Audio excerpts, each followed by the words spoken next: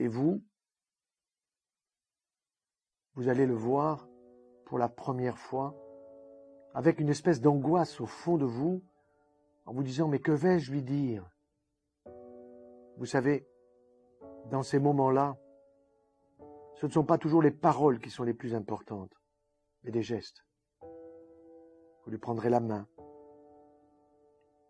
Vous verrez ce qu'il vous dira, peut-être rien, il vous regardera avec un regard presque de compassion, avec un regard de « m'as-tu bien compris ?» Et dans ces moments-là, qui sont d'une immense intensité, ce qui va passer, c'est tout l'amour que vous avez pour lui. Et vous ressentirez dans ses yeux, vous ressentirez dans le mouvement de ses paupières, dans les moindres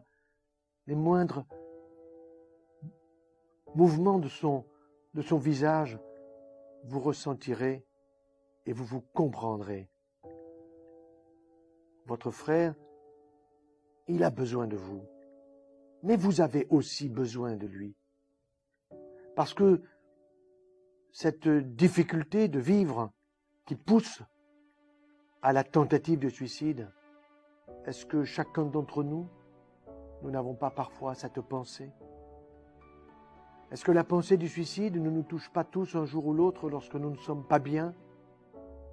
Mais vous n'êtes pas là pour culpabiliser votre frère. Vous n'êtes pas là pour essayer de comprendre.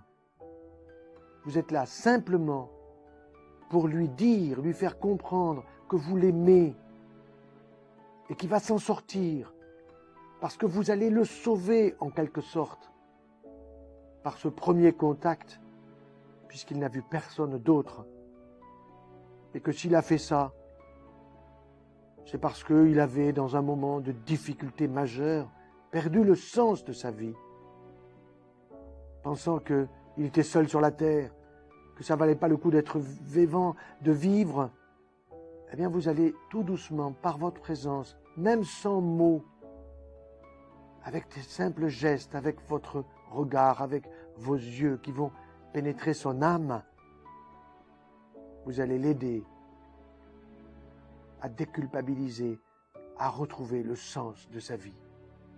Alors, moi j'ai pas peur de la rencontre. Je suis sûr que vous allez l'aider parce que le seul fait que vous ayez posé cette question prouve déjà que vous avez un immense amour pour lui. Alors, bonne chance.